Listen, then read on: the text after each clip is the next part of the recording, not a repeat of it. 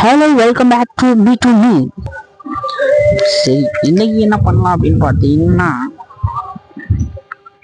வழக்கம் போல குளிச்சு கிளம்பி ரெடி ஆயாச்சு.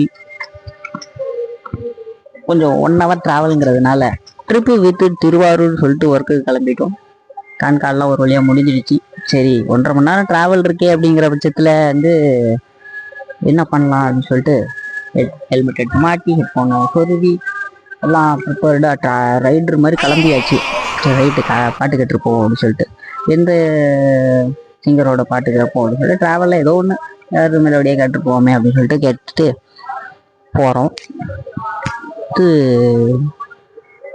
பாட்டுலாம் என்னமோ அருமையான பாட்டு தாங்க, சூப்பரான பாட்டு தான் ஓடிக்கிட்டு இருக்கும். சரி, நமக்கும் நம்ம அறியாமலே அந்த பாட்டுலாம் கொஞ்சம் ஒரு 4 வரி தான் தெரியும், 4 வரி தான் தெரியும். அதை பாடிட்டு போங்கன்னு சொல்லிட்டு முன்னுக்கிறப்ப என்னமோ அந்த லயனோட கேட்டு பாட்டோட கேட்டு நம்ம பாடுறப்ப நம்ம மனசுக்குள்ள கேட்குறப்ப அதே வாய்ஸ் நமக்குள்ளே கேட்குறப்ப நம்மளே அந்த வாய்ஸ்ல பாடுற மாதிரி ஒரு ஃபீல் ஆகி பாடுவோம்.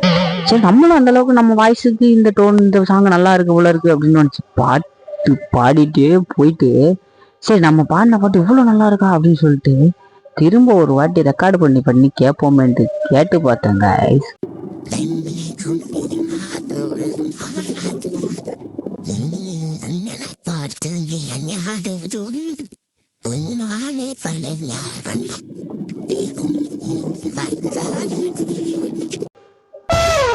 உண்மையிலே ரொம்ப மனவுளைச்சலுக்கு ஆளாயிட்டா காய்ஸ். இப்பதான் தெரியுது, நல்லா பாட்டா கூட்டுல யாட்டா அடிக்காத ஒரையா பாக்குறாங்க, மரியாதை ஓடி போயிட்டு சொல்றாங்கன்ட்டு. அது ராஜல்லா சர்வால் பாடுவாங்கல்ல, நான் சிங்கராக போறேன் அப்படின்னு சொல்லிட்டு அந்த மாதிரி தான் அவங்க அப்பா கூட சொல்லுவாப்ல, பக இல்லாம தங்க அப்படின்ற மாதிரி. அந்த மாதிரி ஆயிடுச்சு காய்ஸ் நம்ம நிலைமை. ரெக்கார்டு பண்ணி கேட்டு பாக்குறேன், கியாங்குது.